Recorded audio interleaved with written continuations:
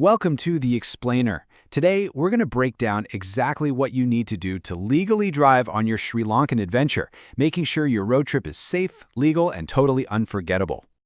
Okay, so let's just picture this for a second. You're behind the wheel, cruising along Sri Lanka's incredible coastlines or winding your way up through those beautiful green tea plantations. Whether you're dreaming of a car, a motorcycle, or even hopping into a classic tuk-tuk, a road trip there is, well, an experience you'll never forget. But hold on, before you go and book that rental, there is one super important thing you need to know. Unlike a lot of other places, in Sri Lanka, your license from back home or even an international driving permit just isn't enough. To drive legally, you absolutely need a special Sri Lankan driving permit. So here's what we're going to cover in this explainer. We'll talk about why this permit is so critical, this awesome new option you can get right at the airport, what you need to do if you want to drive a tuk-tuk, the exact document checklist you'll need, the step-by-step process and costs, and of course, some final pro tips for when you're on the road. All right, first things first. Let's be totally clear about why trying to skip this step is just a really bad idea. Yeah, we are talking about way more than just a simple traffic ticket here. If you drive illegally, you could completely void your travel insurance. I mean, imagine that. You'd be on the hook for everything if there was an accident. They could impound your vehicle, or in a worst-case scenario, you could even face deportation. It's just not worth the risk.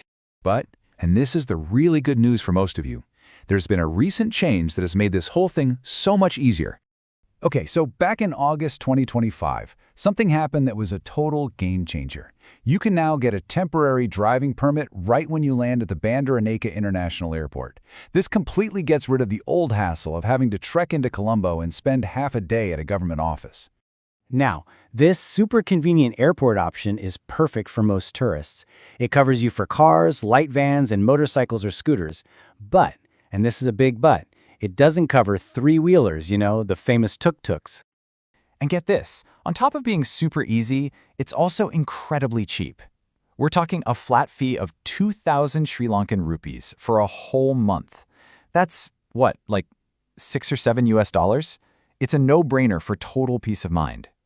Okay, so what if you're like, but I really want to drive a tuk-tuk? That classic Sri Lankan experience? Or what if you forgot to get your international driving permit before you left?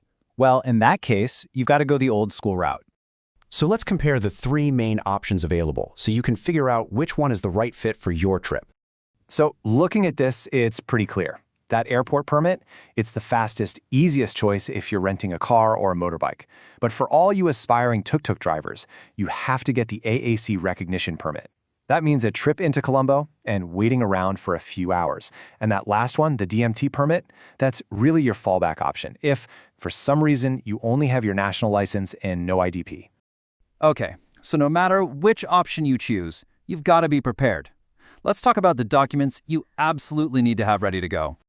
Right, for any of these permits, you're going to need this core set of documents. Get these together, your passport and your visa, of course, your actual physical driver's license from back home, your international driving permit or IDP, and a couple of recent passport-sized photos with a plain white background. Seriously, having all this stuff ready will save you so much hassle. And look, I really can't say this loudly enough. Get your international driving permit sorted out before you leave home. Don't think you can get it there. It's now required for more and more things, even for some of the tuk-tuk applications now.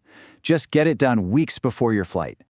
Okay, now for the nitty-gritty. Let's walk through the actual steps of how to get that permit in your hand. If you're going for the airport permit, honestly, it could not be easier. You get off the plane, you go through immigration, and then you just look for the temporary driving license counter right there in the arrivals terminal. You hand over your docs, fill out a form, pay the small fee, and bam! You get your permit right then and there. You could be ready to drive in minutes. Now for the tuk-tuk permit, it's a bit more of an adventure. You'll need to head to the AAC office in Colombo. My advice, get there early because it can get busy. You'll submit all your paperwork, originals and copies, pay the fee in local currency, and then you wait. You'll come back a few hours later, usually between 2 to 4 hours, to pick it up. So yeah, definitely plan for this to take up a chunk of your day.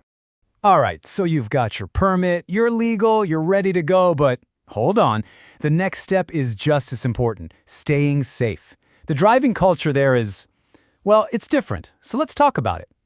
Okay, listen up. These are some key survival tips for the road. Number 1, the big one. They drive on the left side of the road. Don't forget that. And always, always carry your permit, your passport, and your IDP with you. Also, you got to be aware of this unwritten rule, kind of the bigger vehicle wins mentality. So, be a defensive driver. It's your best friend. And one last really important thing for your planning. If you're on a motorcycle or in a tuk-tuk, you are not allowed on the major expressways. You'll be taking the scenic route. Okay, so let's do a super quick recap of the most important things to remember. For cars and bikes, that new airport permit is your best friend. It's a total game changer. For tuk-tuks, you must get the AAC permit in Colombo, so you got to plan for that. And please, please get your international driving permit before you fly. Finally, when you're out there, drive safe, be aware, and just go with the flow. It's all part of the adventure.